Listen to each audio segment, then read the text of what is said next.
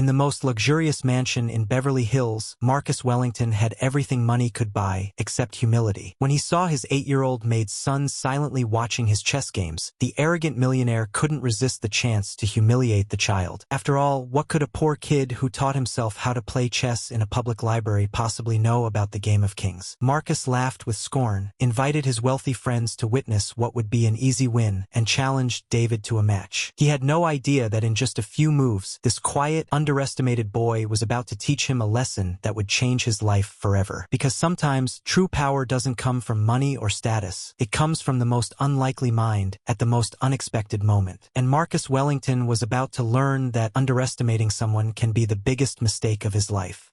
Hello. Before we begin, please subscribe to the channel and leave a like. At the end, please rate the story. I will be happy to respond to you in the comments. Now, let's get to the story. The morning breeze of Beverly Hills carried the scent of jasmine and eucalyptus as Sarah Johnson pushed open the heavy wrought iron gate of the Wellington mansion. Her footsteps echoed on the Italian marble pavement as she walked through the circular entrance, observing the perfectly pruned rose bushes that surrounded the bronze fountain in the center. The water danced in delicate cascades, creating a constant murmur that always made her think of money, so much money that even the water seemed more expensive. The mansion loomed before her like a palace, with its Greek columns and glass windows reflecting the morning sun. 3 stories of pure luxury, every inch designed to impress and intimidate. Sarah took a deep breath, adjusted the strap of her worn canvas bag, and climbed the marble steps leading to the staff entrance at the back of the property. "Good morning, Sarah," she murmured to herself, as she had done every morning for 3 years. It was her silent ritual, a way to prepare for another day in a world that was not hers, but that paid the bills and put food on the table for her and David.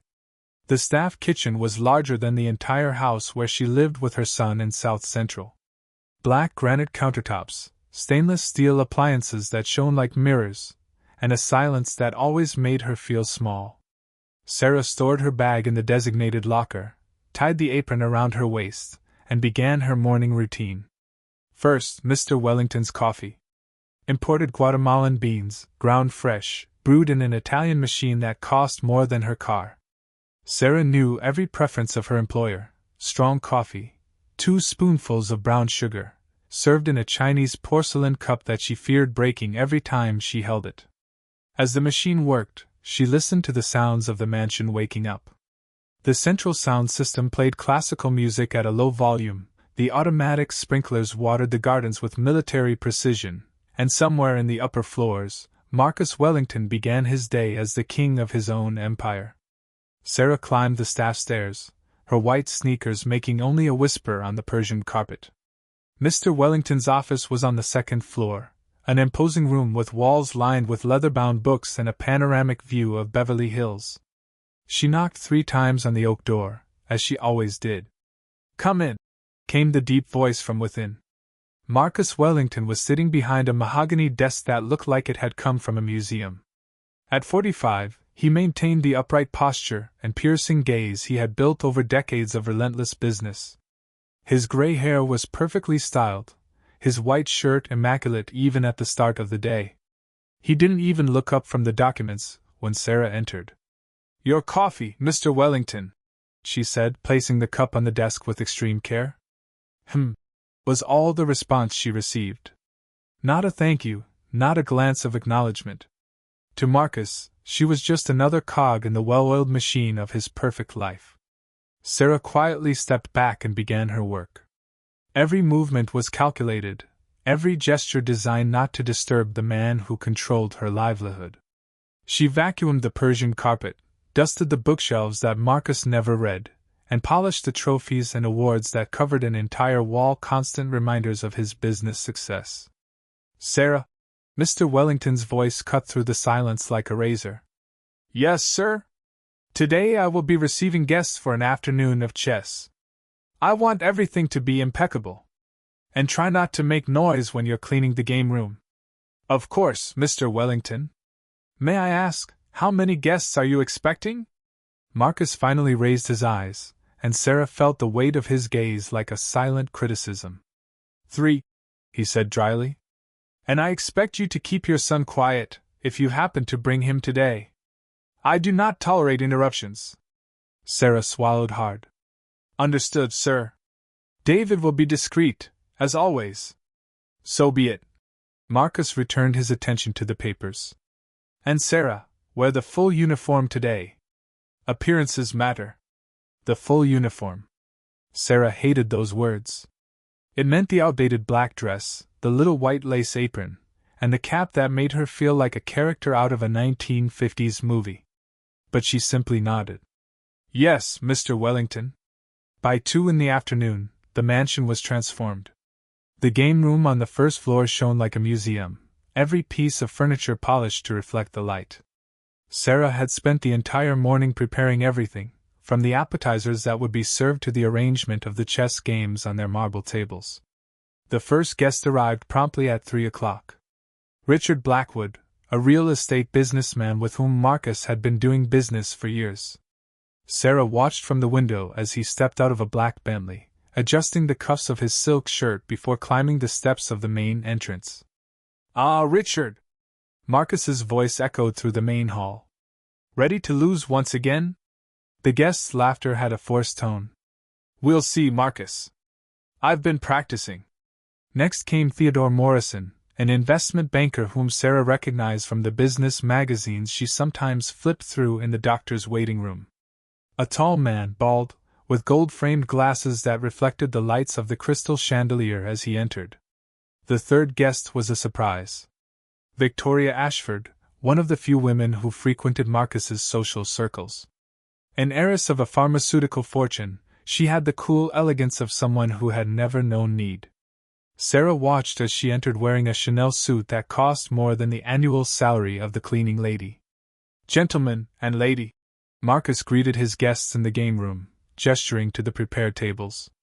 I hope you are ready for an afternoon of true chess. Sarah remained in the corners of the room, practically invisible in her black and white uniform. She had learned the art of being a shadow, present enough to serve, but discreet enough to be ignored.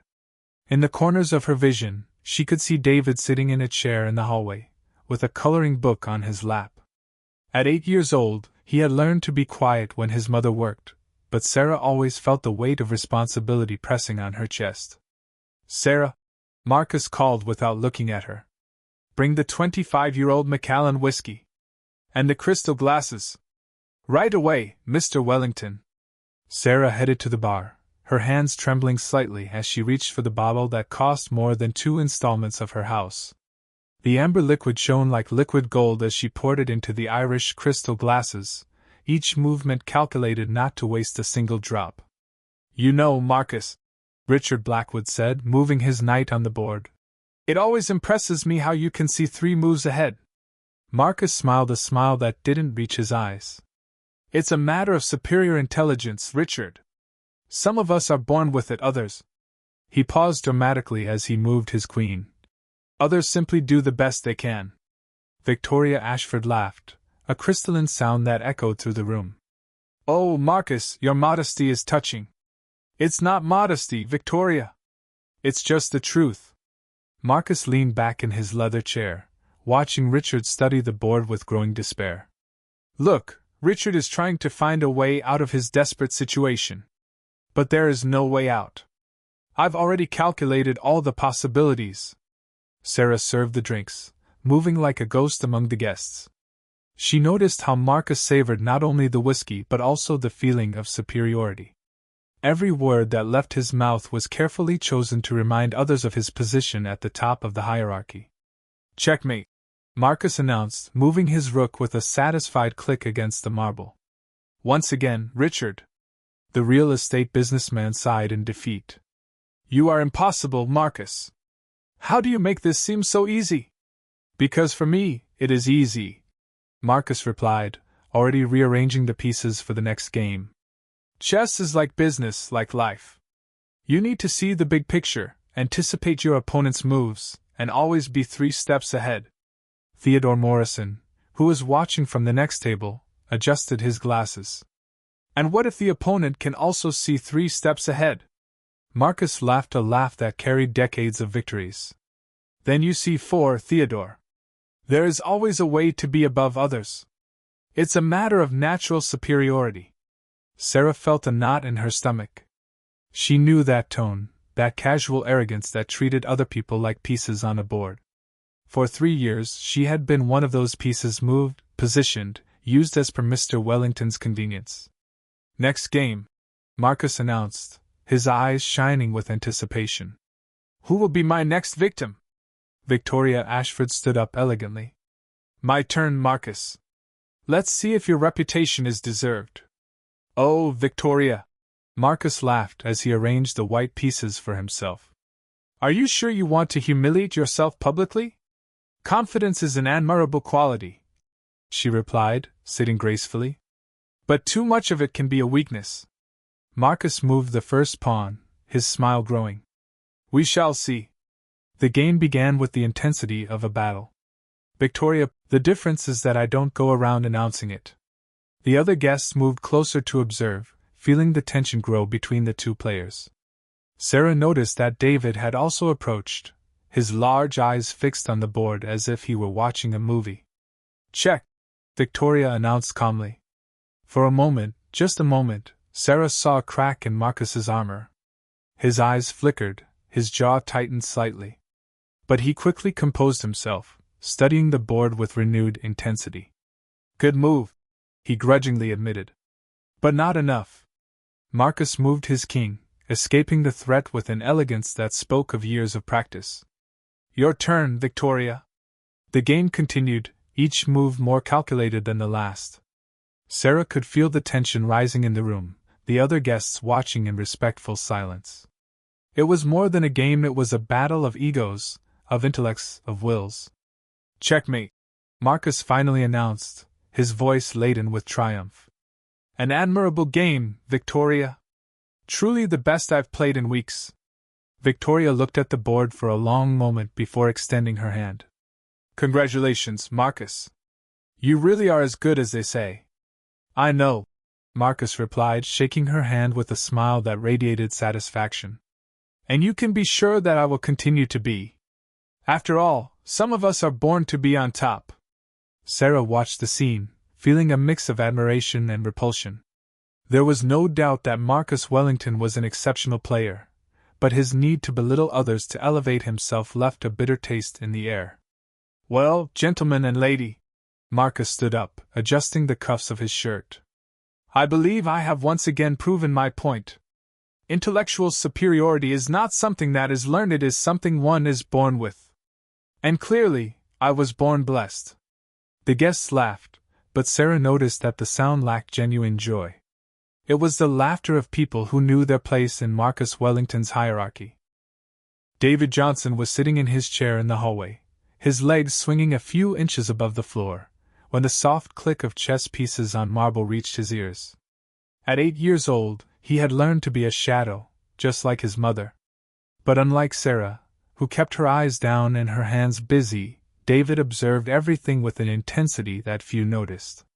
His dark eyes followed every movement on the board, every gesture of the players, every expression that crossed their faces. When Mr. Wellington moved the rook to h4, David frowned slightly. That didn't make sense. It was an unnecessary move, leaving the queen exposed on the diagonal. David, dear, Sarah whispered, appearing at his side with a cleaning cloth in her hands. You need to be very quiet, okay?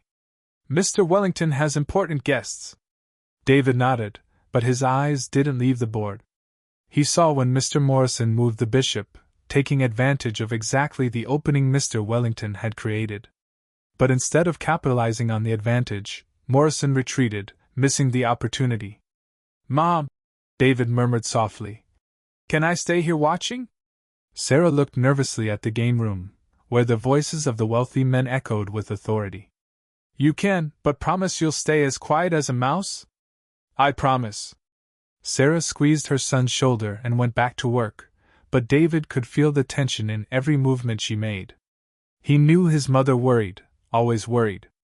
Ever since his father died in the car accident 3 years ago, Sarah had been carrying the weight of the world on her shoulders. David closed his eyes for a moment, and the memories came as they always did in vivid flashes that transported him to other places and times. The South Central Public Library smelled of old books and disinfectant. David was 6 years old when he discovered the games section, hidden among the children's books and public computers. There were only 3 working computers, and always a line of people waiting to use them. "Mom, can I stay here while you look for a job?" he had asked on that first day. "Of course, dear. But don't leave this place, okay?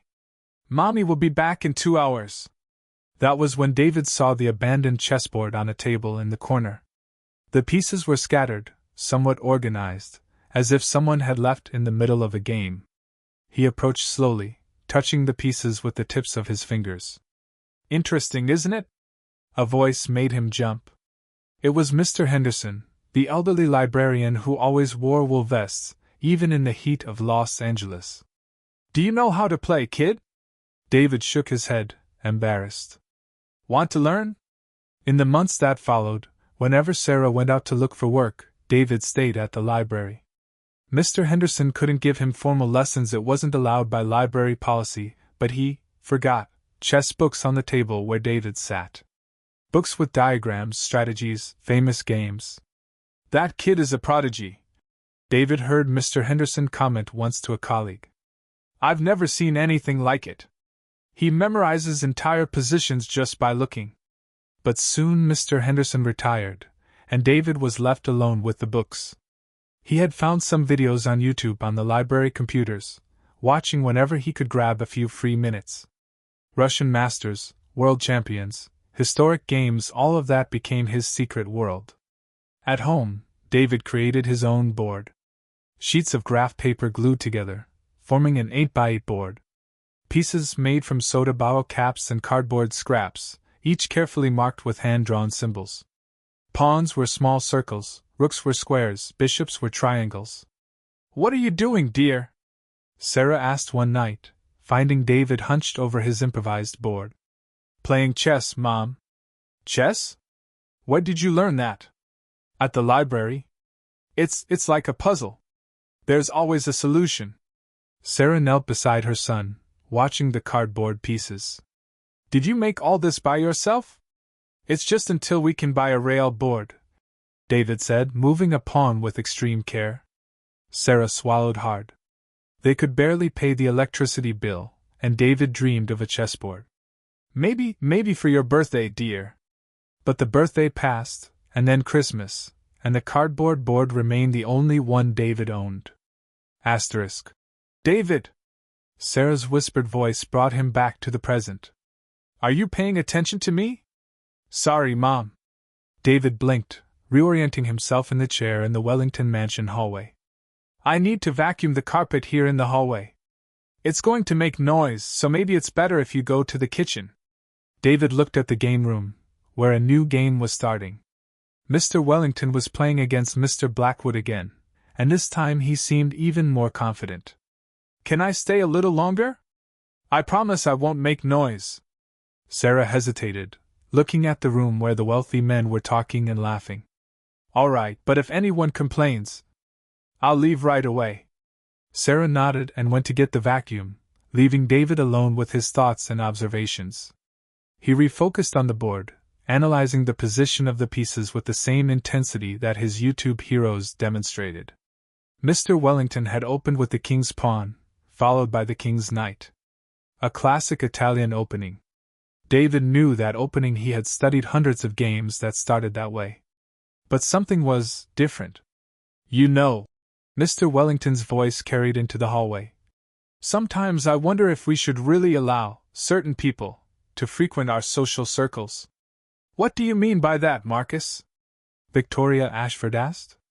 "Well, look at that." Marcus gestured vaguely in the direction of the hallway where David was sitting. "That woman brings her child here." "A child? In a mansion like this? Don't you think that's inappropriate?" David felt his stomach tighten. They were talking about him and his mother. "Oh, Marcus," laughed Theodore Morrison, "you can't blame the woman. People like her don't have many options." "Exactly," Richard Blackwood agreed. "They just don't understand these things. Social protocols, proper etiquette. It's a matter of education, or rather, lack of it." David clenched his fists, but remained silent. He had learned early on that protesting only made things worse for his mother. And you can be sure, Marcus continued, moving his bishop, that the child has no idea what's going on here. Chess, strategy, analytical thinking, these are intellectual achievements that require a certain pedigree. Of course, Morrison agreed.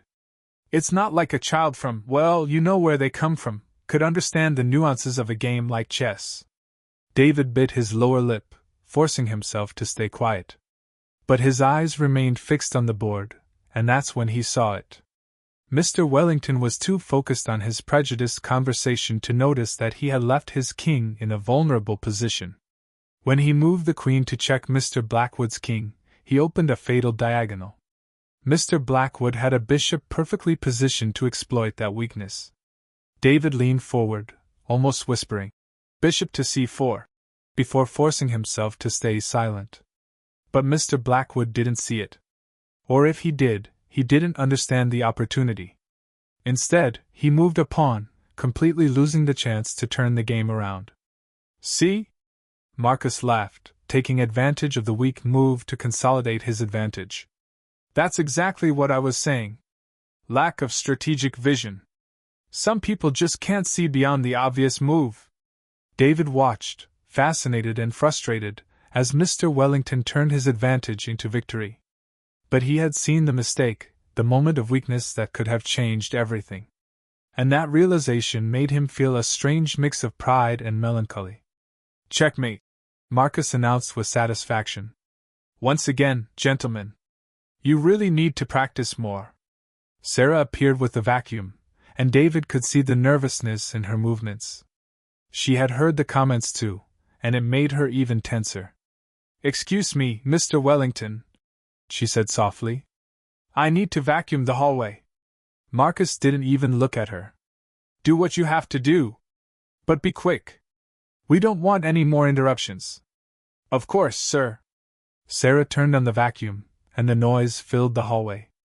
David watched his mother working, hunched over the machine, and felt a rage grow in his chest. Not anger at her, but at the situation, at the injustice, at the cruel comments he had heard. When Sarah finished, she approached him again. "Are you okay, dear?"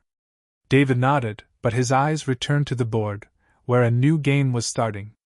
Mr. Wellington was playing against Victoria Ashford this time, and David could see that she was a much better player than the others. "Mom," he whispered, "can I ask a question?" "Of course, dear. Why do people think we are different?" Sarah stopped, the cleaning cloth trembling slightly in her hands. "What do you mean?" "They think we're not smart. That we don't understand things like, sometimes it's better that people don't see everything you can do." In the game room, Marcus Wellington had just made another questionable move. This time, Victoria Ashford saw the opportunity and seized it, putting Marcus's king in a precarious position. David watched the game unfold, seeing patterns and possibilities that none of the adults seemed to notice. And as he remained silent in his chair, a truth began to form in his young mind: sometimes, the smartest people were those no one expected them to be. The sound of the pieces on the marble continued to echo down the hallway, each move a silent lesson for the boy who observed everything with eyes that saw far more than any adult imagined. The rain drummed against the windows of the Wellington mansion with a persistence that echoed the boredom Marcus felt growing in his chest. For 3 hours, he had been massacring his opponents in chess, first Richard Blackwood, then Theodore Morrison, and now he was in the middle of a game against James Crawford, a real estate investor who played with the subtlety of a hammer. "My God, James!" Marcus sighed, leaning back in the leather chair as he watched the man sweat over the board. "Are you really going to move that knight there? Because if you do, I'll finish the game in 3 moves. James Crawford looked up, his face flushed with embarrassment. Well, maybe I should reconsider." "Maybe you should," Marcus agreed, a cruel smile dancing on his lips. "Or maybe you should accept that some of us are born for this, and others." He gestured vaguely. "Others just pretend to understand." Richard and Theodore laughed, that uncomfortable sound of men who knew exactly what their place was in the social hierarchy. Marcus savored the moment, letting the silence stretch until it became almost unbearable. That's when his eyes fixed on the hallway. There was the boy David, he recalled with irritation, sitting in his chair as always, but this time there was something different about his posture. The child wasn't just passively watching, he was studying the board with an intensity that Marcus found unsettling. "Are you paying attention to what he's doing?" Marcus asked suddenly, interrupting James in the middle of his tortured contemplation. "Who?" Theodore followed Marcus's gaze. "Oh, the boy?" "Yes, the boy." Marcus couldn't take his eyes off David. "Look at him. Look how he's analyzing." James Crawford seized the distraction to finally move his knight, but Marcus didn't even notice. He was fascinated by the way David tilted his head slightly as he observed each move, how his eyes followed the pieces with mathematical precision. "Marcus," Richard laughed, "you're being paranoid. He's just a kid." "Exactly," Marcus said, a cruel idea forming in his mind. "Just a kid." In the kitchen, Sarah felt the familiar oppressive weight of anxiety growing in her chest. She had noticed how Mr. Wellington looked at David, and that gaze boded nothing good. Her movements became more nervous as she wiped the same countertop for the third time. "Hey, champ!" Marcus's voice echoed through the mansion like thunder. Sarah dropped the cloth, her blood running cold in her veins. She rushed to the hallway, arriving just in time to see Marcus rise from his chair and walk toward David. "Mr. Wellington?" she said, her voice trembling. "Oh, Sarah!" Marcus smiled, but there was no warmth in that smile. "I was just observing your son. He seems interested in our game. He wasn't bothering, was he, sir?" "David, come here right now." "No, no." Marcus raised his hand, preventing David from getting up. "Actually, I'm curious. Tell me, boy, do you know what chess is?" David looked at his mother, then at Marcus, his eyes wide and cautious. "I do, sir." "You do?" Marcus laughed, and the other men in the room leaned in, sensing the entertainment forming. "And how do you know about chess?" "I learned at the library." "At the library?" Marcus clapped his hands as if he had just heard the most delightful thing in the world. "Did you all hear that? He learned at the library." Richard, Theodore, and James laughed, the sound echoing through the mansion. Sarah felt her face burn with embarrassment. "Mr. Wellington," she said quickly, "I apologize for David. He won't bother anymore. Come on, David, let's—" "No, no, no," Marcus said, his tone becoming more dangerous. "I'm genuinely curious now. Tell me more about this learning at the library." David looked at his mother, seeing the fear in her eyes. He saw the humiliation in her posture, the way she shrank before the wealthy men who treated her as if she were less than human. "It's not fair," he said quietly. "What?" Marcus leaned in to hear better. "What did you say?" "I said it's not fair." Marcus's laughter was like ice breaking. "Not fair? You're being invited to play chess with Marcus Wellington, and you think it's not fair? You're laughing," David said, his voice gaining a strength that surprised even Sarah. "You don't really want to play. You just want to laugh." "Oh," Marcus blinked, genuinely surprised by the response. "Well, well. The little boy has personality." Theodore Morrison stepped closer, his glasses reflecting the light from the chandelier. "Marcus, maybe you should stop this. The child is clearly uncomfortable." "Uncomfortable?" Marcus laughed again. "He should be honored.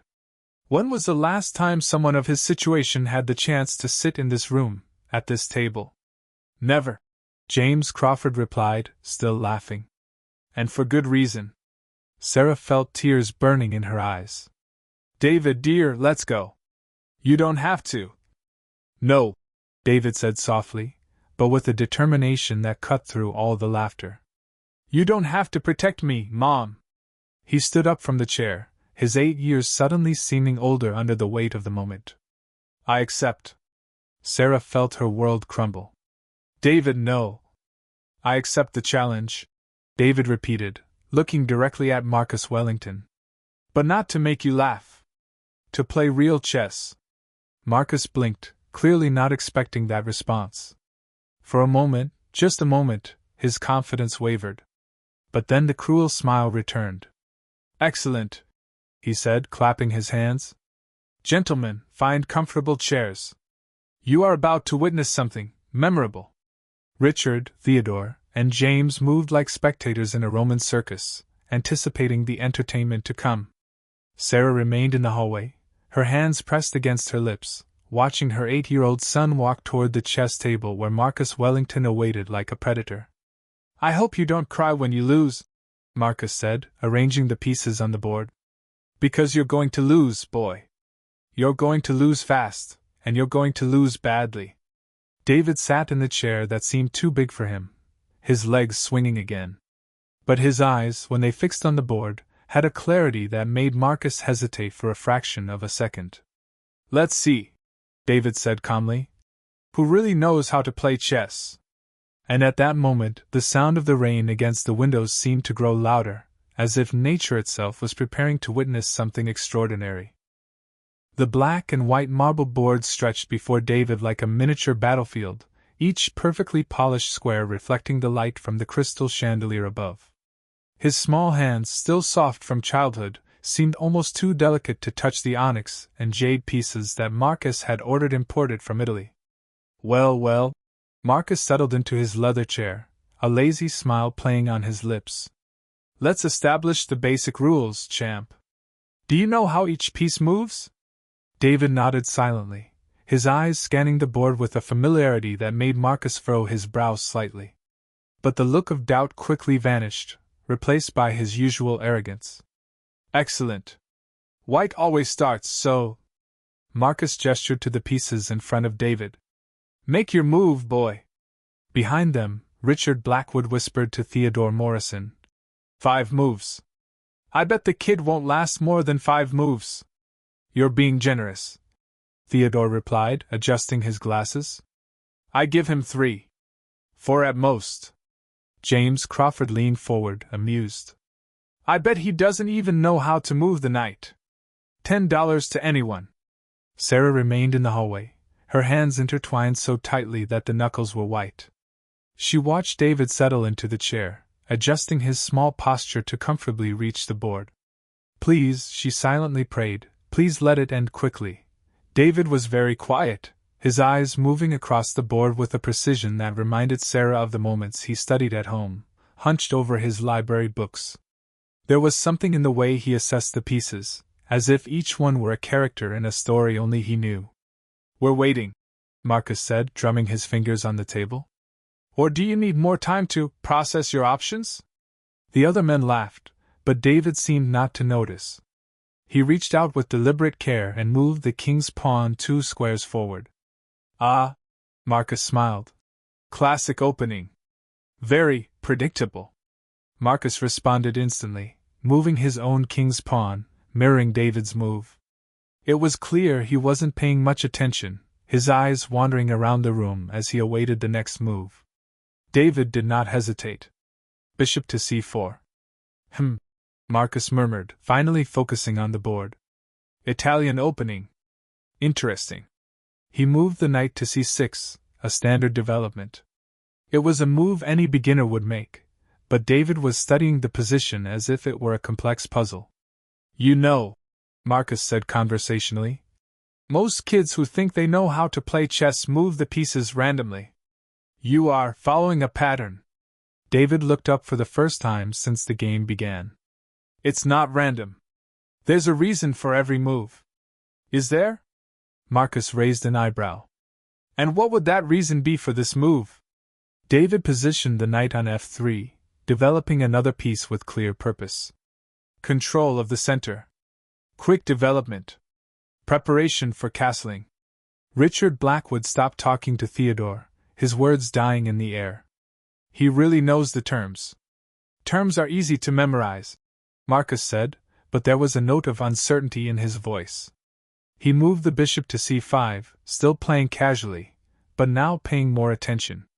David studied the position for a few seconds, then moved the pawn to d3. It was a calm, preparatory move that revealed no immediate intentions. "Curious," Marcus murmured, beginning to lean forward. Not what I would expect. What would you expect? David asked, his voice calm and genuinely curious. Marcus hesitated. The question had been asked with such innocence that for a moment he forgot he was trying to humiliate the boy. Well, most people in this position would try an immediate attack. Something more obvious. Obvious attacks are easy to defend, David said simply, waiting for Marcus's next move.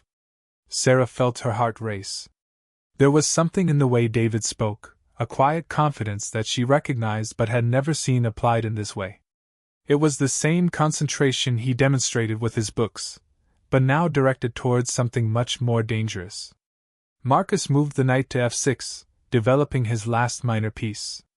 It was a solid game, but David was building something. Sarah could see it in her son's eyes, even without understanding what it was. David castled, putting his king to safety. The move was executed with a precision that made Marcus finally sit up straight in his chair. Interesting, Marcus said, and this time there was no condescension in his voice. You are playing very maturely.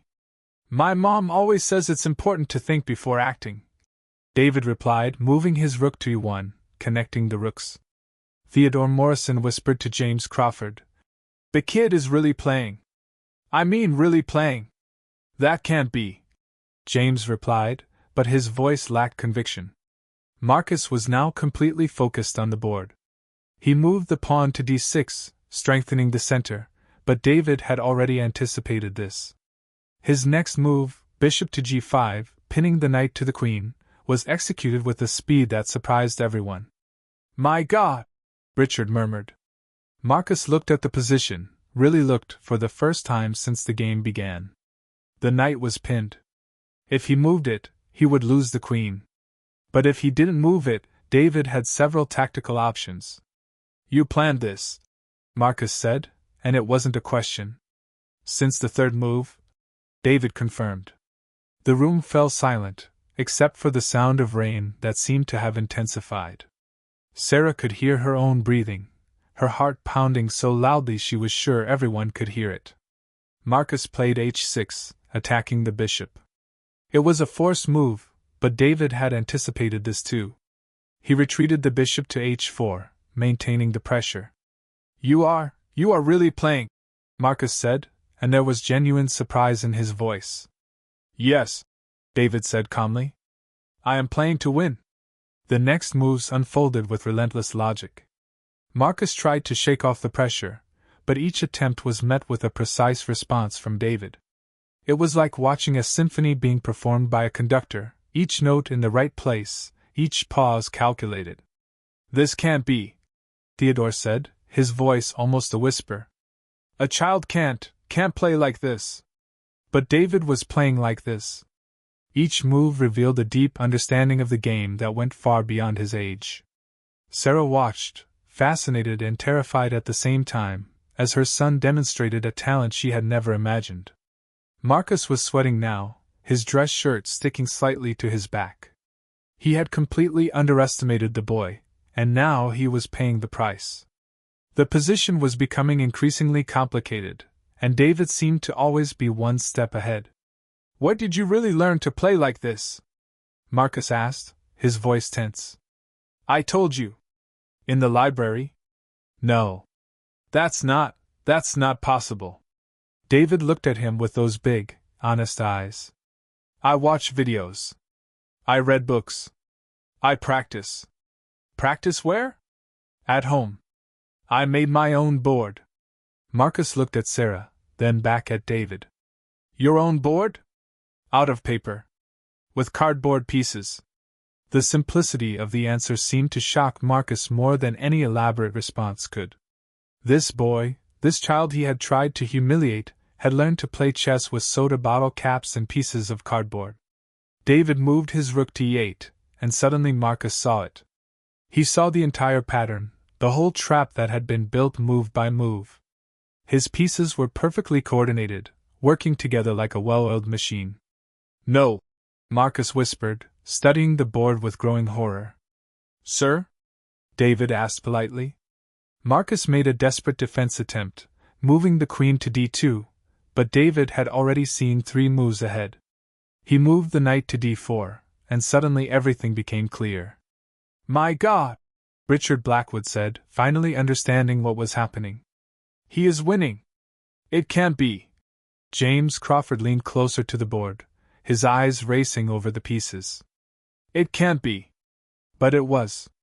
David had built a devastating position, and Marcus was completely lost. Every move David had made had been part of a larger plan, every piece placed with purpose, every sacrifice calculated. Sarah watched her son, this boy she thought she knew completely, and felt as if she were seeing a stranger. There was an intensity in his eyes, a concentration that transformed his childish features into something almost adult. Marcus made his last desperate attempt, moving the king to f8, trying to escape the net that David had woven. But it was too late. David had anticipated this too. Slowly, with the same careful precision that had characterized the entire game, David reached out and moved his queen to the square that would seal Marcus Wellington's fate. David's words hung in the air like the echo of a bell that had just rung, reverberating through the room with a purpose that no one seemed capable of processing. Checkmate in 4 moves. Marcus Wellington remained still, his eyes fixed on the board as if he could, by sheer force of will, alter the reality of the pieces before him. The white king was cornered, surrounded by a web of black pieces that had been woven with a precision that defied all logic. "No," Marcus murmured, his voice barely audible. "No, this can't be right." He leaned over the board, his fingers trembling slightly as he traced possible moves in the air, desperately searching for an escape that simply did not exist. House by house, he analyzed each possibility, each move his king could make, and with each analysis, the reality became more inescapable. "Sir?" David asked gently, tilting his head with genuine curiosity. "Do you want me to show the 4 moves?" "Silence," Marcus snapped, not lifting his eyes from the board. Let me think." But there was nothing to think about. The position was mathematically perfect, a trap that had been built move by move since the beginning of the game. Marcus could now see, with painful clarity, how each of David's plays had been part of a larger plan, how each piece had been placed with deliberate purpose. Richard Blackwood approached cautiously, his eyes alternating between Marcus and the board. "Marcus," he said softly, "maybe you should." "Shut up," Marcus cut in, his voice laden with a tension that made Richard take a step back. Theodore Morrison adjusted his glasses nervously, whispering to James Crawford, "He really did it. The kid really did it." "It's not possible," James replied, but his voice lacked conviction. "A child can't do this to Marcus Wellington." Sarah stood in the hallway, her hands pressed against her lips, watching the scene unfold with a mix of pride and absolute terror. She recognized that look on Marcus's face, the same expression he had when he fired employees, when he wielded his power over those he considered inferior. But now the situation was reversed, and Sarah could see the fury growing behind his eyes. "David," she thought desperately, "David, you don't know what you've done." Marcus finally stood up, stepping away from the board as if it were radioactive. He ran his hands through his perfectly styled hair, undoing the meticulous style for the first time in years. When he spoke, his voice was controlled, but there was a crystalline quality to it that indicated how close he was to breaking. "I was distracted," he said, looking at the other men. "Obviously, I was distracted." "Of course," Richard quickly agreed, clearly wishing the situation would end. "Of course you were." "I wasn't even paying proper attention," Marcus continued, his voice gaining strength. "I mean, look at me. I was talking to you, making jokes. I wasn't taking it seriously." Theodore Morrison nodded vigorously. "Exactly. No one could expect you to play seriously against a child." But even as the words left their mouths, everyone in the room knew they were lies. Marcus had started to take the game seriously around the 10th move, when it became clear that David knew what he was doing. He had tried, he had made an effort, and yet he had been completely defeated. David remained seated in his chair, his legs swinging gently, watching the adults with a look of growing confusion. "Sir," he said hesitantly, Don't you want me to show how I was going to checkmate? The silence that followed was deafening.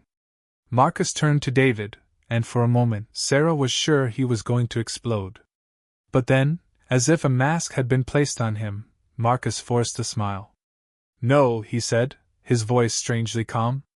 "No, that won't be necessary." James Crawford cleared his throat uncomfortably. "Well, it was interesting." "Interesting," Marcus repeated, the word coming out as if it had a bitter taste. "Yes, it was interesting." He began to walk around the room, his steps measured, controlled. Sarah recognized the pattern. It was what Marcus did when he was processing something he didn't like, when he was trying to find a way to regain control.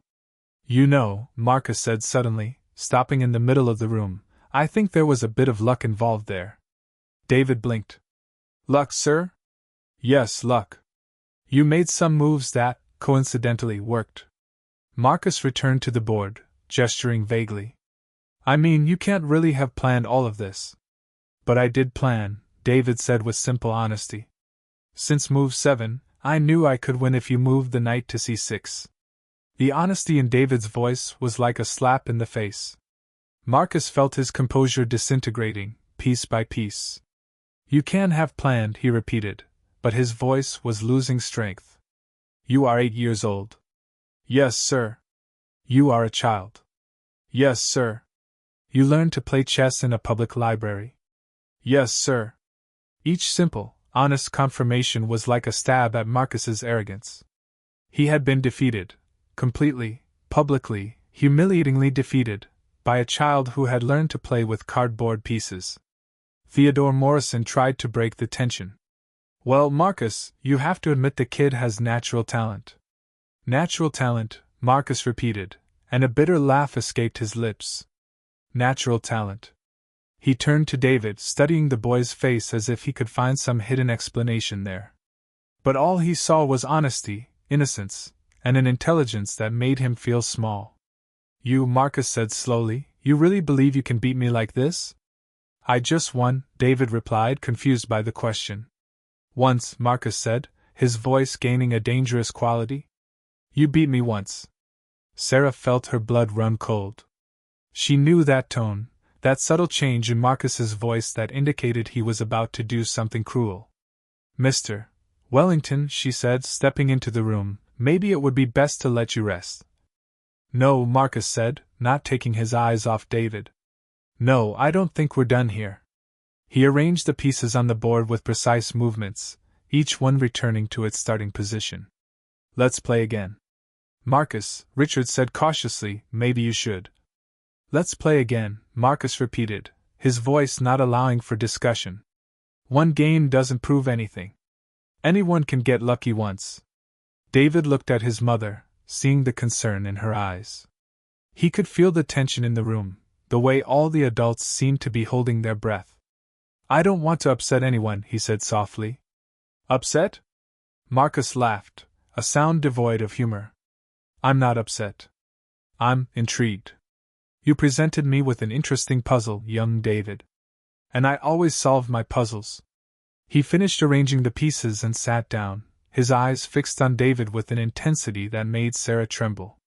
"So," Marcus said, his voice controlled but laden with tension, "let's see if you can do it again. Let's see if you really know how to play chess, or if it was just, as you said, luck." David looked at the board, then at Marcus, then at his mother. Sarah could see the hesitation in his eyes, the way he was processing not just the game, but the entire situation around him. "All right," David finally said, his voice calm. "We can play again." Marcus smiled, but there was no warmth in that smile. "Excellent. But this time, boy, this time I will be paying attention."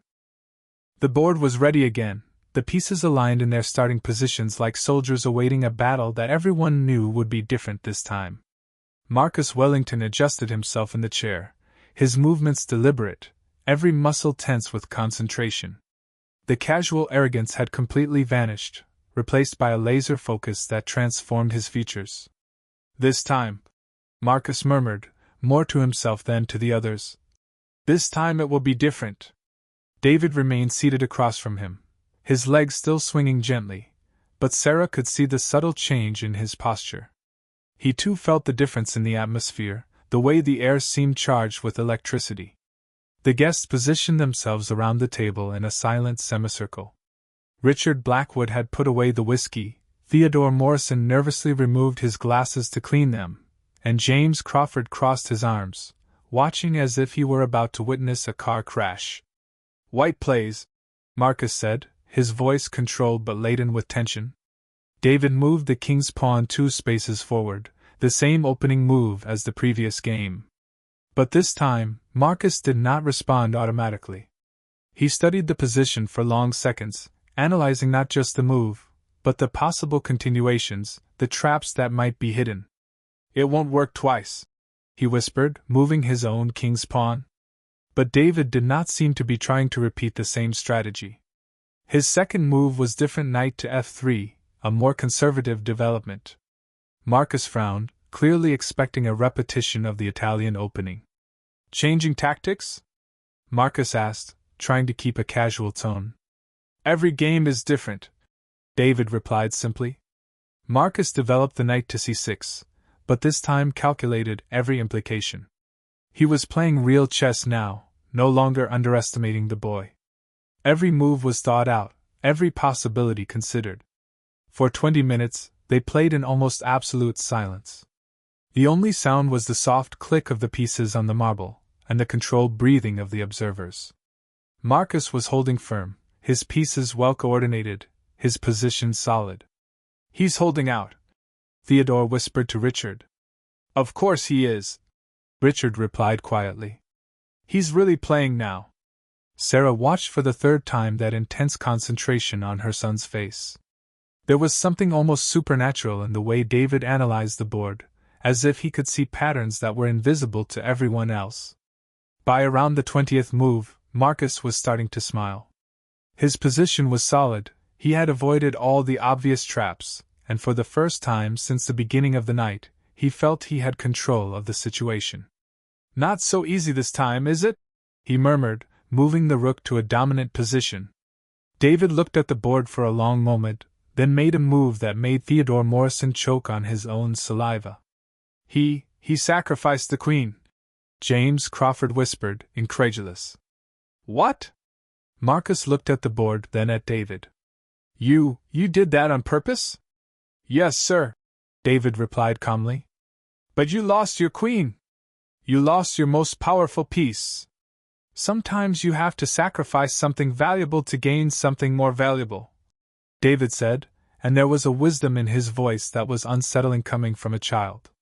Marcus captured the queen, as he had to, but even as he removed the piece from the board, he felt a growing unease. There were no tears in David's eyes, no sign of regret. On the contrary, there was a quiet satisfaction, as if everything was going exactly as planned. "You made a mistake," Marcus said, trying to convince himself as much as David. "You lost your queen." "I bought time," David replied, moving the knight to a position that suddenly made Marcus see the pattern. "No," Marcus whispered, his eyes racing across the board. "No, no, no." But it was too late. The sacrifice of the queen had been a distraction, a way to blind Marcus to the real attack that was being set up. David's smaller pieces, knights, bishops, rooks, were all coordinated in a devastating symphony. "My God!" Richard Blackwood said, and his voice was filled with admiration and horror. "He planned all of this." Marcus tried to defend himself, but each move only worsened his position. It was like trying to escape quicksand. The more he struggled, the deeper he sank. "This isn't possible," he murmured, sweat beginning to form on his forehead. "This isn't possible." But David was just getting started. His next 3 moves were executed with surgical precision, each piece moving to the exact position where it would cause the maximum damage. It was like watching a maestro conduct an orchestra, every note perfect, every timing exact. "He's crushing Marcus," Theodore whispered, and there was a note of fear in his voice. "He's literally crushing one of the best players in the city." James Crawford stepped back, as if the proximity to the board could infect him with the humiliation Marcus was suffering. "I've never seen anything like it," he murmured. Sarah watched her son, this boy she thought she knew, and felt as if she were seeing a stranger. There was something almost inhuman in the way David calculated, as if his brain functioned in a completely different way. Marcus made one last desperate attempt, sacrificing his own rook in the hope of creating some counterplay. But David simply ignored the offer, continuing his relentless attack. "Check," David said softly. Marcus moved the king, the only available move. "Check," David repeated, forcing the king into an even worse position. "Stop," Marcus said, his voice breaking. "Stop, you are torturing my pieces." "I'm finishing the game," David replied, and there was a finality in his voice that made everyone in the room tremble. The final move was almost anticlimactic. David moved his rook to the 8th rank, and suddenly there were no more possible moves. Marcus was completely lost, all his pieces trapped, his king cornered. "Checkmate," David announced, and this time his voice carried a quiet satisfaction that was more terrifying than any victory shout. Marcus looked at the board, then at David, then back at the board. His hands trembled slightly as he traced the lines of the attack, seeing how he had been completely outmatched in every way. He began, then stopped. But there were no words. He had been destroyed, not just defeated, but humiliated in a way that made the first games seem gentle by comparison. David had demonstrated not only skill but a strategic understanding that was simply impossible for a child. "Well," Richard Blackwood said, clearing his throat uncomfortably, "I think I should go home. It's late and—" "Yes," Theodore Morrison quickly agreed, already heading for the door. "Very late. My wife will be worried." "I need to go too," James Crawford murmured, avoiding looking at Marcus. "I have an early meeting tomorrow." One by one, the guests began to say their goodbyes, their voices forcefully casual, their movements hurried. Everyone could feel that they had witnessed something that should not have happened, something that defied everything they thought they knew about the world. Marcus remained seated in the chair, staring at the board as if he could, by sheer will, undo what had happened. But the pieces remained where they were, a silent testament to a defeat that was more than just a game. "Twice," he whispered to himself. "Twice." David remained in his chair, watching Marcus with something that could have been pity in his eyes. "Sir," he said gently, "would you like to play again?" Marcus looked up, and Sarah saw something break in his eyes. "No," he said, his voice barely audible. "No, I think that's enough." The room was empty now, except for the family. Sarah approached David, her hand gently resting on his shoulder. "Let's go home," she said softly. David nodded, sliding out of the chair. "Can I say goodbye to Mr. Wellington?" Sarah hesitated, but Marcus nodded. David approached and extended his hand, as he had been taught. "Thank you for the games, sir," he said politely. "It was fun." Marcus looked at the small hand extended, then at David's honest face. Slowly, he extended his own hand and shook David's. "Yes," he said, his voice lost. It was something." The door closed behind the last guest, and Sarah felt the weight of silence descend upon the room like a heavy curtain. Marcus remained seated at the table, his eyes fixed on the board, but she could sense the storm brewing inside him. The air felt charged with electricity, like the moments before a thunderclap. "Well," Marcus finally said, his voice dangerously calm. Well. Sarah instinctively pulled David closer, her hand finding his shoulder. "Mr. Wellington, we really should leave now." "No." The word cut through the air like a blade. Marcus stood slowly, each movement controlled, deliberate. "No, I don't think so. I think you and your prodigy son owe me some explanations." David looked at his mother, seeing the fear in her eyes. "Mom, did I do something wrong?" "You did something wrong?" Marcus laughed, but there was no humor in the sound. "You humiliated one of the most powerful men in the city. Twice. In front of witnesses. And you ask me if you did something wrong? Marcus, please." Sarah said, her voice trembling. He's just a child. Just a child? Marcus advanced across the room, each step echoing on the marble. Children don't play chess like that. Children don't execute combinations that would make international masters weep with envy. He stopped in front of David, looking down with an intensity that made Sarah tremble. Where did you learn to play? David swallowed hard, but his voice remained steady. In the library, sir. Don't lie to me, Marcus growled. No one learns to play like that in a public library. You have a teacher. Some master, some grandmaster perhaps, who is secretly training you. I don't have a teacher, David said, and there was an honesty in his voice that was impossible to question. I learn by myself. Impossible. Marcus turned to Sarah. You are paying for private lessons. You hired someone to teach your son to play chess to what? To humiliate us? Sarah shook her head desperately. No, Mr. Wellington. We don't have money for private lessons. David really learned by himself. Lie. Marcus spat. Do you think I'm an idiot? Do you think I don't recognize professional training when I see it? I'm not lying, Sarah said, tears beginning to form in her eyes. We can barely pay the rent. Do you think I would have money to hire a chess teacher? Marcus studied her face, searching for signs of deceit. But all he saw was desperate honesty, the kind of sincerity that came from someone who had nothing to hide. Then how? He asked, his voice losing some of its aggression. How is it possible? Sarah looked at David, who nodded encouragingly. He's always been different. Since he was little. He learned to read by himself at 3 years old. By 5, he was doing high school math. What kind of math? Marcus asked, turning to David. Calculus, mostly, David replied as if he were talking about the weather. Sometimes analytic geometry. I'm trying to understand number theory, but it's a bit hard without the right books. Marcus blinked. You are 8 years old. Yes, sir. And you study calculus? Yes, sir. It's fun. Marcus looked at Sarah, then back at David. What school do you attend? Jackson Elementary, David replied. Marcus knew the school. It was one of the worst in the district, with overcrowded classes and minimal resources.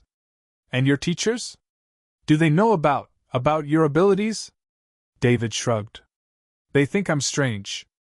Ms. Peterson said I should stop asking hard questions because I was confusing the other kids. So you study by yourself?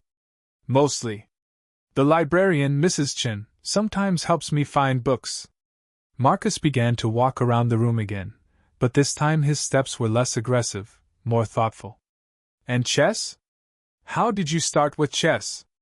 I saw a book in the library, David explained. It had beautiful diagrams. I liked the patterns. Patterns? Marcus repeated. Yes, sir. Everything in chess is patterns. Like in math. Once you see the patterns, the rest becomes easier. Marcus stopped walking. You see chess as math? Not exactly, David said, frowning as he thought. It's more like music, maybe? Or like a conversation. Each move is a word, and you're trying to tell a better story than the other person. A story, Marcus murmured, and there was something of admiration beginning to blossom in his voice. Yes, sir. And some stories are more elegant than others. Some have prettier endings. Marcus sat heavily in the chair, the weight of realization beginning to hit him. You really did this by yourself. You really learned all this by yourself. Yes, sir. And you are 8 years old. Yes, sir. Marcus looked at Sarah, who was watching the conversation with a mix of fear and hope. Do you have any idea what you have here? He asked softly. I know he is special, Sarah replied. I always knew. Special, Marcus repeated, and laughed, not the bitter laugh from before, but something close to admiration. Special. My dear lady, you have a genius in your hands. A genuine genius. He stood up and began to walk around the room again, but this time his movements were energetic, almost excited. Do you have any idea how rare this is? How impossible! I know he is smart, Sarah said carefully. Smart, Marcus laughed again. Smart is when a child gets good grades. Smart is when someone solves problems quickly. This is something completely different. He stopped in front of David again, but this time there was no anger in his eyes. You defeated players who have studied chess for decades. You executed combinations I had never seen before. And you did it all by yourself. It wasn't that hard, David said modestly. You just have to pay attention to the patterns. Patterns, Marcus repeated, shaking his head in admiration. My God, patterns. He turned to Sarah. He is wasting his talent at that school. He needs proper education, teachers who understand what he is. We don't have money for private schools, Sarah said quickly. Money, Marcus said, as if the word were irrelevant. Money is not the problem here. He returned to the board, gently touching one of the pieces. Do you know how many years I studied chess? No, sir, David replied. 40 years. 40 years, and you defeated me in 6 months of self-study. Marcus shook his head. That should make me furious. It should make me feel like a failure. You are not a failure, David said sincerely. You play very well. Marcus looked at the boy, seeing the honesty in his eyes. You really believe that, don't you? Yes, sir. I learned a lot playing with you. You learned, Marcus murmured. Even in losing, you were learning. He began to gather the pieces from the board, each movement slow and deliberate. You know, David, I thought I knew what talent was.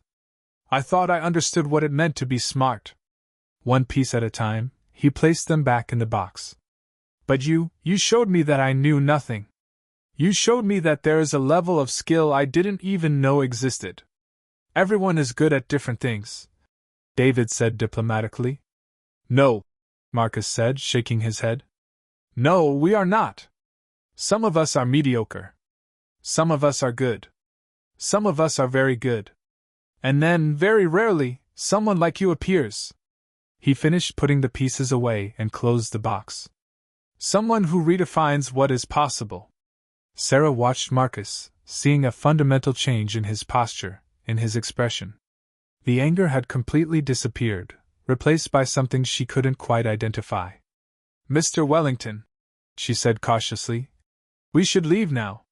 Marcus looked at her, then at David. Yes, he said softly. Yes, you should. But as he accompanied them to the door, Sarah could see the gears turning in his mind. There was something he was planning, something she couldn't fully comprehend. David, Marcus said when they reached the door. It was a pleasure to meet you. Thank you, Mr. Wellington, David replied politely. Thank you for letting me play with you. Marcus watched them leave, standing at the door until the car lights disappeared into the darkness. Then he returned to the room, to the empty board, to the silence that now felt charged with possibilities. A genius, he murmured to himself. A genuine genius. And for the first time in years, Marcus Wellington felt small, not humiliated, but humble in the face of the magnitude of what he had witnessed. The phone rang at 8 in the morning, cutting through the silence of the small apartment like a siren. Sarah was preparing breakfast for David, her hands still trembling slightly from the tension of the previous night. She had slept poorly, tossing and turning in bed, trying to process everything that had happened. Hello? She answered hesitantly. Sarah, this is Marcus Wellington. The voice was different from the night before, calmer, more controlled. I need to talk to you. Can you come to my office today? Sarah felt her stomach drop. Mr. Wellington, if this is about last night, I can explain. It's not about explanations, Marcus interrupted. It's about the future. The future of your son. David looked at her from the kitchen table, his big curious eyes. Is it about me? He asked quietly. Sarah covered the phone with her hand. Eat your cereal, she whispered, then returned to the call. Mr. Wellington, I don't understand. Come to my office at 2 o'clock. We need to talk. The line went silent before Sarah could respond. She held the phone, staring at the device as if it could give her the answers she didn't have. "Mommy?" David called. "What is it?" "Nothing, dear," she lied, forcing a smile. "Finish your breakfast. You can't be late for school." But all day, while working at the hospital, Sarah couldn't stop thinking about the call. What could Marcus Wellington want with her? With David? His voice had sounded different, but that could just be a tactic. Rich men were known for their elaborate revenge. At exactly 2 o'clock, Sarah was in the reception of Marcus's office, her sweaty hands gripping her bag tightly. The building was imposing, all glass and steel, a monument to financial success. She felt small and out of place among the Persian rugs and expensive artwork. "Ms. Chun?" The secretary called her. "Mr. Wellington will see you now." Sarah was led through a dark wood-paneled corridor to an office that was larger than her entire apartment. Marcus was sitting behind a huge desk but stood up when she entered. "Sarah," he said, and his voice was gentle, almost respectful. "Thank you for coming." "Mr. Wellington," she replied cautiously, remaining near the door. "About last night, I want you to know that David didn't mean to." "Sit down," Marcus interrupted, gesturing to a comfortable chair in front of the desk. "Please." Sarah sat on the edge of the chair, ready to flee if necessary. Marcus returned to his chair but didn't lean back. Instead, he leaned forward, his hands clasped on the desk. "I spent the whole night thinking," he began, "about your son. About what he did last night." "He didn't want to humiliate anyone," Sarah said quickly. "He was just playing." "He taught me a lesson," Marcus interrupted her. "A lesson I needed to learn a long time ago." Sarah blinked, confused. "I don't understand." Marcus stood up and walked to the window, looking out at the city below. "I always believed that success came from money, social status, the right connections. I looked at people like you and thought you were inferior." Sarah felt her face flush. "Mr. Wellington, let me finish," he said, still looking out the window. "Your son showed me that I was wrong. Completely wrong. He showed me that true talent, true intelligence, has nothing to do with how much money you have in the bank." He turned to her, and Sarah saw sincerity in his eyes. "David has a gift, Sarah. A gift that appears maybe once in a generation. And it is being wasted." "He is not being wasted," Sarah defended. "He is being loved." "Love is not enough," Marcus said gently. "Not for a talent like his. He needs proper education, teachers who understand what he is capable of." Sarah felt a chill in her stomach. "You want to take him away from me?" "No," Marcus said immediately. "No, Sarah. I want to help him. Help both of you." He returned to the desk and pulled out a folder. "I want to fund David's education. Put him in the best private school in the city. Hire the best chess, math, whatever teachers he needs." Sarah looked at the folder as if it were poisonous. "Why?" "Because I recognize talent when I see it," Marcus replied. "And because I want to make amends for my mistake." "What mistake?" "My arrogance. My prejudice. My disdain for people I considered inferior." He shook his head. "David humiliated me, yes. But he also showed me who I really am. And I don't like what I saw." Sarah studied his face, looking for signs of deceit. "Is this a trick? Some kind of elaborate revenge?" "No," Marcus said simply. "It's an opportunity. For David, for you, for me too." "I don't understand." Marcus sat back down, his posture more relaxed. "I had every advantage in life, Sarah. Money, connections, the best schools. And yet your son who studies alone in a public library defeated me as if I were a beginner." He opened the folder and pulled out some documents. "I called Riverside Academy this morning. It's the best private school in the city. They are willing to accept David on a full scholarship." "Full scholarship?" "Paid by me," Marcus clarified. "I also spoke with Professor Viktor Petrov. He is a grandmaster, one of the best chess coaches in the world. He is interested in evaluating David." Sarah looked at the documents, but the words seemed blurred. I can't accept this. Why not? Because. She hesitated. Because it's not charity. We are not charity. It's not charity, Marcus said firmly. It's investment. Investment in genuine talent. People like you don't invest in people like us without expecting something in return. Marcus leaned back in the chair. You're right. I do expect something in return. Sarah felt her heart race. What? I want to see how far David can go. I want to see what happens when genuine talent meets the right opportunities. Marcus smiled, and there was something genuine in his expression. I want to be part of something extraordinary. And if I say no, then David will continue studying alone in the library, and the world will lose the chance to see what he can become. Sarah looked out the window, seeing the city stretch below. He is just a child. He is a child with a gift I have never seen before, Marcus replied. Sarah, I have played chess with world champions. I know talent. But what I saw last night, that was different. Different how? Pure. Instinctive. As if he was born knowing things that others take decades to learn. Sarah closed her eyes. I need to think. I need to talk to David. Of course, Marcus said.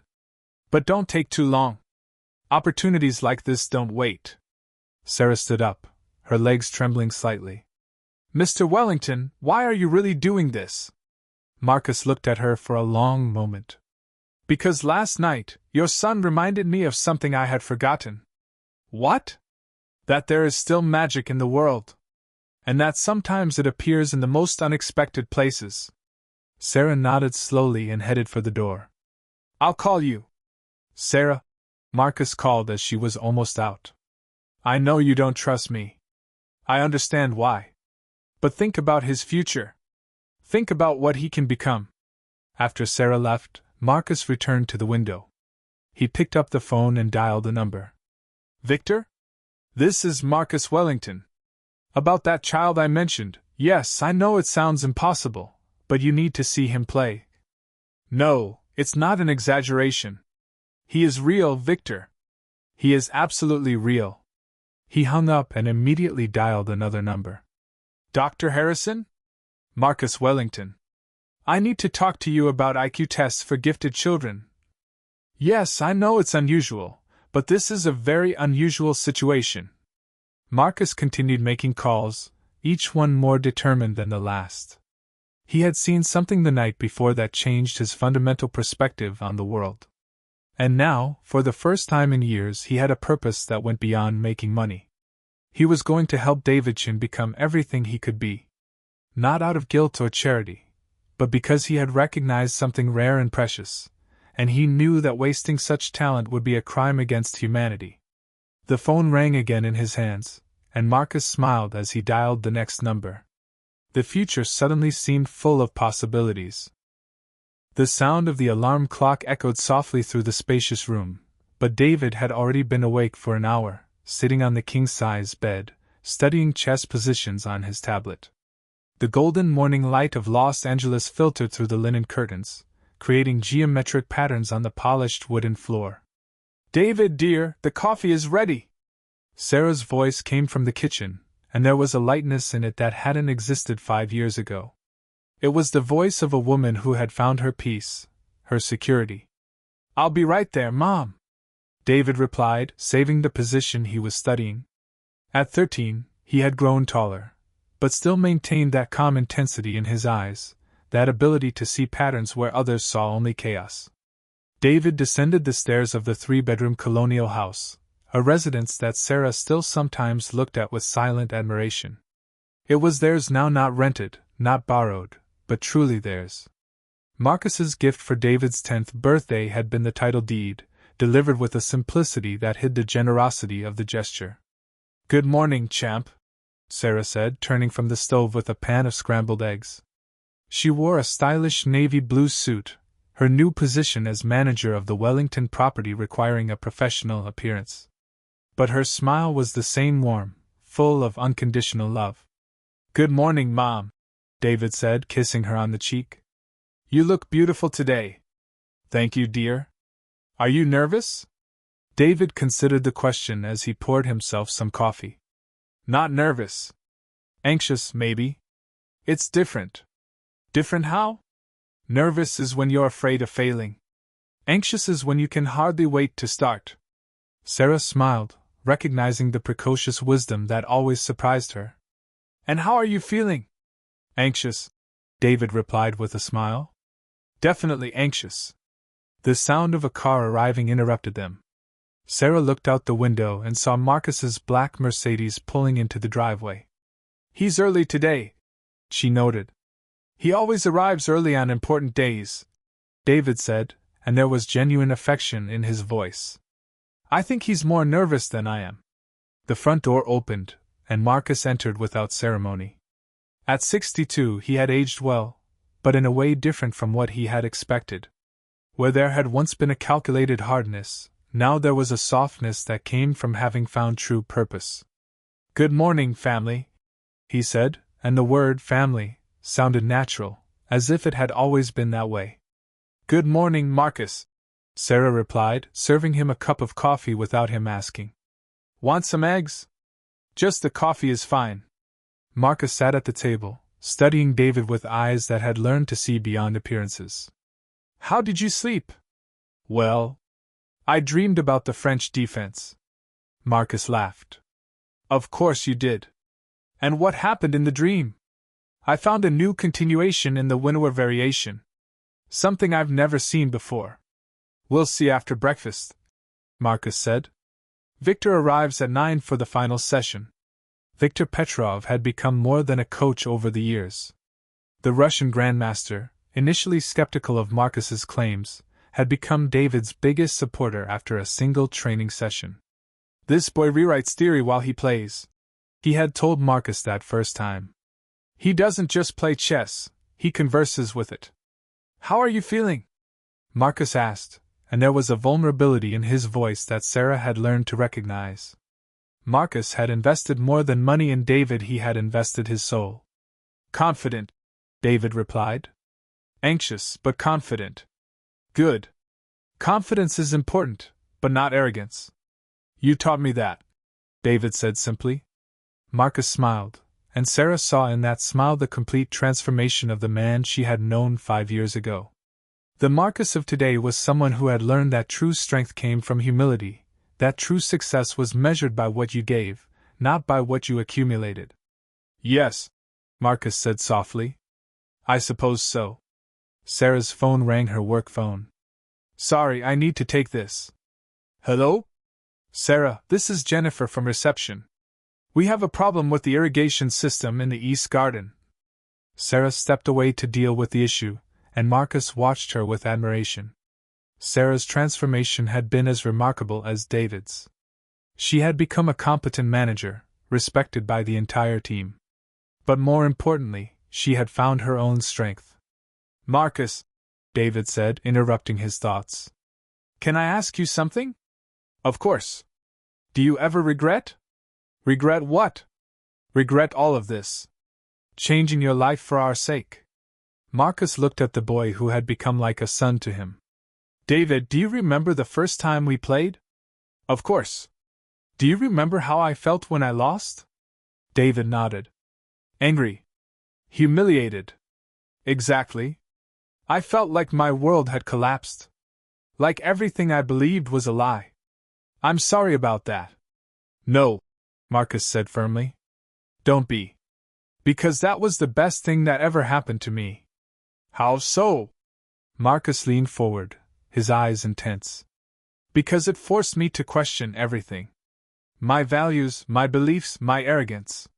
You showed me that I was living an empty life. But you had everything. I had things, Marcus corrected. Money, position, respect based on fear. But I had no purpose. I had no love. David blushed slightly. Love? Yes. Love for discovery, for excellence, for the possibility of being part of something greater than myself. Marcus smiled. You gave me a family, David. You both did. You gave me purpose. Sarah returned, putting her phone away. Sorry, where were we? Talking about not having regrets, Marcus said. Ah, Sarah said, sitting back down. Well, speaking of that, I have a confession. What? David asked. Sometimes I still can't believe this is real. That this is our life now. It's real, Marcus said gently. 3 years of National Youth Championships make it very real. 4, David corrected. If I win today. When you win today, Marcus said confidently. The sound of the doorbell interrupted the conversation. Sarah went to answer and returned with Viktor Petrov, a tall, thin man with intense eyes that seemed to see through people. Good morning, family, Viktor said with his strong Russian accent. Are you ready to make history, David? He's ready, Marcus replied before David could speak. Good. Today we're not just playing against other boys. Today we're playing against expectations, against limits, against those who say impossible is impossible. David stood up, his posture straight and confident. I understand, Viktor. No, Viktor said, shaking his head. You don't understand yet. But you will. When you're out there, when the whole world is watching, you'll understand that you're not just playing for yourself. You're playing for all of us who believe that miracles still happen. Marcus felt a lump in his throat. Viktor is right. You carry all our dreams today. Isn't that a lot of pressure? Sarah asked, concerned. It's not pressure, David said, and there was a maturity in his voice that surprised everyone. It's privilege. 2 hours later, they were in the auditorium of the Beverly Hills Community Center, where the National Youth Chess Championship was being held. The place was packed with young players, nervous parents, and tournament officials. David was seated at board number 1, reserved for the current champion.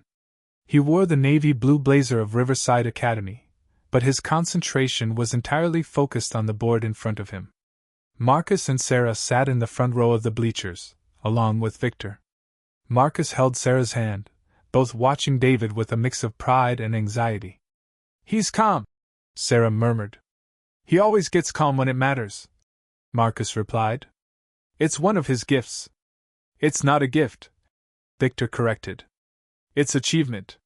5 years of training, discipline, growth. He earned that calm. The chief referee approached the microphone. Ladies and gentlemen, welcome to the National Youth Chess Championship. Players, you have 2 hours to complete your games. Let the games begin. Silence fell over the auditorium like a curtain. David moved his first pawn, and Marcus felt his heart race. This was the moment they had worked towards for 5 years. Whatever the outcome, Sarah whispered, I'm proud of him. He's going to win, Marcus said confidently. He's going to win because he learned that the real game isn't against the opponent. It's against his own limitations. Viktor nodded. And David Chin has no limitations. He only has possibilities. Marcus looked at the boy who had transformed his life. The grand auditorium of the Los Angeles Convention Center was filled with an electric energy that seemed to vibrate in the air. 3,000 spectators settled into the stands as ESPN and NBC cameras captured every movement, every expression, every breath of the most important event in American youth chess. David Chin, now 16 years old, was seated at the main table on stage. His long, elegant fingers hovered over the marble pieces, and there was a serenity on his face that contrasted with the palpable tension around him. 8 years had passed since that night in the public library, and the shy boy had transformed into a confident young man, yet he still maintained that humility that touched the hearts of everyone who knew him. Last move of the final match, announced the television commentator, his voice echoing through millions of American homes. David Chin from Los Angeles is 1 move away from his 4th consecutive national championship. Something that has never been done in the history of this competition. Sarah was in the front row, her hands intertwined so tightly that her fingers were white. She wore an elegant dark blue dress, her position as executive manager of Wellington Properties reflected in her refined appearance. But her eyes were the same as always, filled with unconditional love and a maternal concern that no social transformation could alter. Marcus was beside her, his impeccable gray suit, but his hands trembled slightly. At 65, he had learned to feel emotions that he had buried for decades.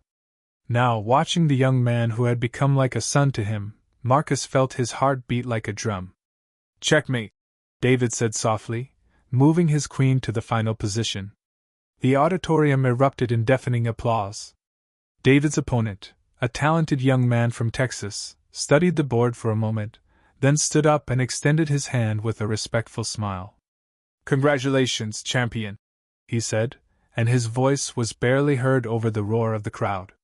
David stood up, shook his opponent's hand, and then, for the first time in the entire match, allowed a smile to completely transform his face.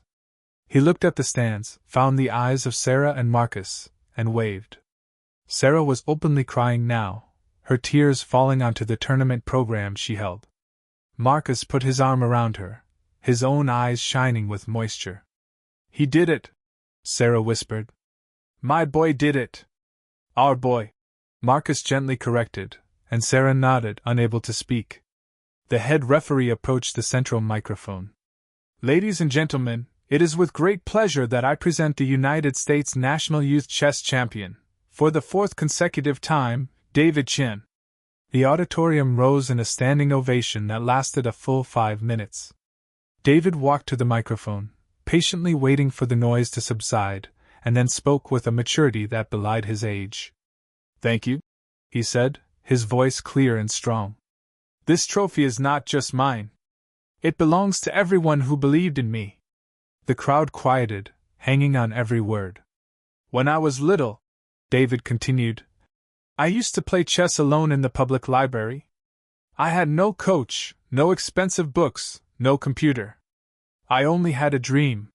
Sarah closed her eyes, remembering those difficult days when David studied under the fluorescent lights of the library until closing time. "But dreams are not enough," David said. "They need opportunities. And sometimes opportunities come from the most unexpected places." He paused, his eyes searching for Marcus in the crowd. "I would like to call someone to the stage. Someone who changed my life in a way I could never have imagined." Marcus felt the blood run cold in his veins. "No," he murmured. "He won't." "Marcus Wellington," David said into the microphone. "Could you please come here?" The auditorium murmured in confusion. Marcus Wellington was known in the business world, but his name in youth chess was a surprise to many. "Go," Sarah said, nudging Marcus. "Go to him." "Sarah, I can't." "You can and you will," she said firmly. "This is his moment, and he wants to share it with you." Marcus stood up with trembling legs and walked to the stage. Each step felt like an eternity, and he felt the eyes of 3,000 people on him. When he reached the stage, David smiled and extended his hand. "Folks," David said into the microphone, "I would like to tell a story." Marcus stood beside David, completely out of his comfort zone, but unable to deny anything to the young man he loved like a son. "8 years ago," David began, "I was an 8-year-old boy playing chess in a public library. One night, a man walked into the library. A wealthy, well-dressed man who clearly did not belong there." The crowd was in absolute silence now. "This man challenged me to a game of chess. He thought it would be easy. After all, I was just a poor kid studying alone in a public library. What could I know about chess?" David looked at Marcus, and there was so much gratitude in his eyes that Marcus felt a lump in his throat. "I won that game," David continued.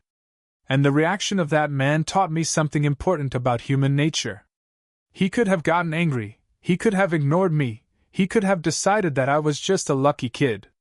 Marcus closed his eyes, remembering his own reaction that night, the anger, the humiliation, the prejudice. "But he didn't do that," David said. "Instead, he did something extraordinary. He acknowledged that he was wrong. He apologized. And then, he changed my life." David turned to Marcus. "Mr. Wellington, would you like to say something?" Marcus took the microphone with trembling hands. The auditorium was so silent that he could hear his own breathing. He began, then stopped. The words he had mentally prepared dissolved. I don't know where to start. Start at the beginning, David gently encouraged. Marcus took a deep breath. 8 years ago, I was a very different man. I was arrogant, prejudiced, and I believed that a person's worth was determined by their bank account. His voice began to tremble. When this extraordinary young man defeated me in that library, my first reaction was anger. I laughed out of ignorance, out of arrogance, out of a superiority I did not deserve. Marcus looked at David, then at Sarah in the audience. But David taught me a lesson that changed my life. He showed me that true intelligence has no color, social class, or origin. He showed me that talent can flourish in the most unexpected places. Tears began to run down Marcus's face. For the past 8 years I have had the privilege of watching this young man transform into the champion he is today. But more importantly, he transformed me. He made me a better person. Marcus's voice broke. Today, I no longer laugh out of ignorance. Today, I proudly applaud the talent that was in front of me all along. David stepped closer to Marcus and hugged him. Thank you, Uncle Marcus, he said softly, but the microphone picked up his words. The auditorium erupted in applause again, but this time there were tears in the eyes of many spectators. In the front row, Sarah was crying freely, touched by the public display of love and redemption. Marcus held David tightly, this young man who had saved his soul. Thank you, he whispered in David's ear. Thank you for teaching me to be human. When they separated, David took the microphone again. I would like to dedicate this victory to 2 people, he said. First, to my mother, Sarah Chin, who worked 2 jobs to give me a chance in life, who never gave up on me even when we had very little. Sarah stood up when the spotlights found her, waving through her tears. And second, David continued, to the man who had the courage to acknowledge his mistake and invest in my potential. Marcus Wellington taught me that transformation is possible, that redemption is real, and that sometimes the best relationships start with the worst misunderstandings. Marcus stood beside David, still holding the trophy that David had placed in his hands. This trophy is not just mine, David said. It belongs to all of us. Because none of us reaches the top alone. The television commentator was trying to maintain composure. Ladies and gentlemen, we rarely see something like this in sports. This is a story of second chances, of growth, of love overcoming prejudice. In the press room, journalists were all standing, many of them discreetly wiping their eyes. This was not just a sports victory, it was a story of human transformation that would touch millions of people. David Chin is not just a chess champion, a journalist murmured to his colleague. He is an example that miracles still happen. On stage, David held Marcus's hands and looked at his mother in the audience. 3 people who had found a family in the most unlikely circumstances, who had proven that love can overcome any social or economic barrier. Sometimes, David said into the microphone, the best victories are not those we achieve on the board. Today, he was part of something bigger, something more significant than any financial achievement. Thank you, he whispered, though no one could hear him over the applause. Thank you for teaching me that it's never too late to start over. And as the cameras captured this extraordinary moment, broadcasting to millions of American homes, the story of David Chin, Sarah Chin, and Marcus Wellington became more than just a personal story. It became proof that transformation is possible, that redemption is real, and that sometimes the most beautiful miracles begin with the most unlikely encounters. The boy from the public library had become a national champion. But more importantly, he had become the catalyst for a transformation that would prove that the best of humanity can flourish when we give each other a chance. The victory on the board was just the beginning. The true victory was in the family they had built, in the love they had discovered, and in the proof that it's never too late to acknowledge our mistakes and choose to be better. If you enjoyed this story, subscribe to the channel and leave a like. These other stories will also move you. Click to keep watching.